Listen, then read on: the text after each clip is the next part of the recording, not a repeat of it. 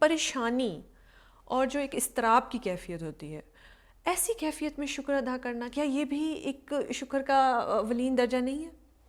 جی بلکہ اس کے بارے میں مجھے مولا علی کا ایک فرمان بھی یاد ہے. جی جی. آپ نے کسی سے پوچھا کہ تم کیسے شکر کرتے ہو، تو اس نے کہا کہ جب ملتی ہے تو مل جاتا ہے، رزق مل جاتا ہے تو شکر کرتے ہیں، اور نہیں ملتا تو خاموشی اختیار کرتے ہیں. تو آپ نے فرمایا یہ خصلت تو حیوان میں بھی ہے، کتے میں بھی ہے کہ آپ اس کو دے دیں گے تو شکر کرے گا، نہیں ملے گا تو چپ کر کے دروازے پہ بیٹھ جائے گا.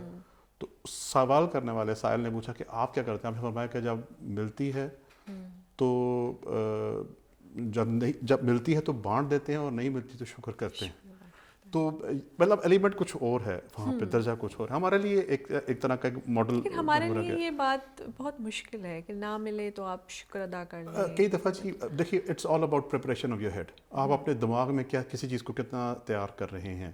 اور ظاہر سی بات ہے کہ وہ خدا تعالیٰ بھی بڑا ہی رحیم اور کریم ہے، وہ اپنے کسی بندے پہ اس کی اوقات سے زیادہ اس پہ پریشر، وزن، امتحان نہیں ڈالتا. تو اس اللہ کو بہت اچھی طرح پتہ ہے کہ اس نے ان اولیاء، ان بلند ہستیوں پر کیا ٹیسٹ کرنے تھے، یا اس نے ہم پہ بھی کرنے ہیں. ہمارے لیے چھوٹی چھوٹی ایگزامپلز ہی ہیں. تو we can always do it. ہمارے لیے اس لیول کے امتحان میں آنیسٹلی میں نہیں ہے.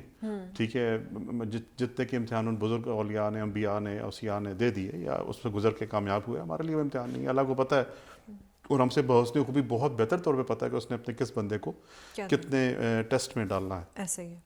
تو جو ہمارے مطابق، ہمارے ضعف کے مطابق جو امتحانات ہیں، ان کے لیے ہم اس کلیے کو استعمال کر سکتے ہیں. اس کی یوں سمجھ لیجیے، مثال، تھوڑی سی مثال ہے.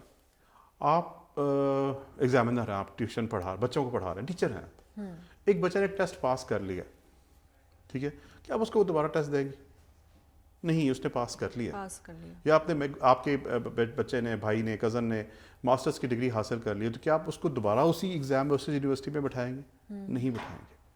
یہاں سے مجھے وہ ایک حدیث یاد آ رہی ہے کہ جس کا مطلب ایکسٹریکٹ ہے، تو یہ تھوڑی سی بڑی حدیث ہے، لیکن اس کا ایکسٹریکٹ یہ ہے کہ پریشانی ذکر کرنے سے بڑھتی ہے، اور اس کا حدیث کا اینڈ پارٹ یہ ہے کہ شکر کرنے سے مصیبت، پریشانی جو ہے وہ خوشی میں تبدیل ہو جاتی ہے. ٹھیک ہے.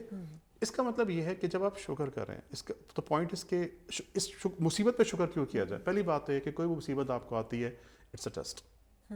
وہ آپ کو ایک سٹیج سے دوسری سٹیج پہ لے کے جانے کے لیے آتی ہے. انڈرسٹینڈ کر لیں تمام سننے والے، خدا تعالیٰ کو کوئی دلچسپی نہیں اپنے بندوں کو خام خواہ کی تکلیف میں مبتلا رکھنے کی. بالکل. He is not interested for this. اس کے عام اچھے بندوں کو یہ انٹرسٹ نہیں ہوتا کہ کسی بندے کو خام خواہ زحمت میں مبتلا کریں. تو کیا اس ذات کریم نے کیا یہ ٹھیکہ لے رکھا ہے کہ اپنے بندوں کو زحمت میں مبتلا کریں؟ نہیں، ایسا نہیں ہے. وہ عزیز بھی، حکیم بھی ہے، قدیر بھی ہے، رحیم بھی ہے.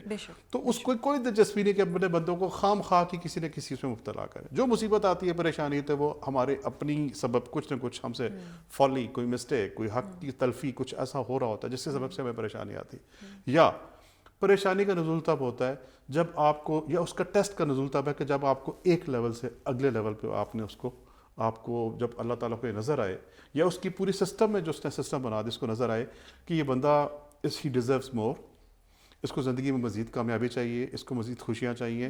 تو اس کے لیے آپ کی کیپیسٹی کو بڑھایا جاتا ہے. ٹھیک ہے. ٹھیک ہے. کیپیسٹی کیسے بڑھتی ہے؟ یاد رکھ لیجیے گا، کیپیسٹی ہمیشہ بڑھتی ہے تھرو ٹیسٹس، تھرو پین. ہمیشہ تکلیف سے گزر کے آپ کا ظرف وسیع ہوتا ہے. It's a rule of the world.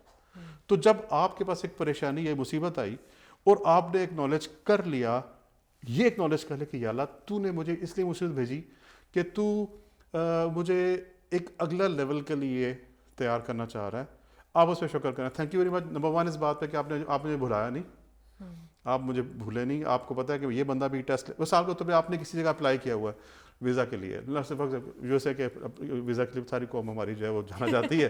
ٹھیک ہے. لیٹس سے آپ نے اپلائی کیا ہوا ہے، آپ کو وہاں سے کال آ جاتی ہے انٹرویو، آپ شکر کریں گے نا کہ آپ ایمبیسی نے ہمیں بھولا نہیں ہے، they didn't forget us. تو آپ کو پتا ہے کہ جب ایک اسٹیج سے آپ اگلے اسٹیج پہ جا رہے ہیں اور آپ کا نام اس ٹیسٹ میں آ گیا تو شکر ہے، رول نمبر سلپ آ گئی ہے. ٹھیک ہے نا. This is how you take the life.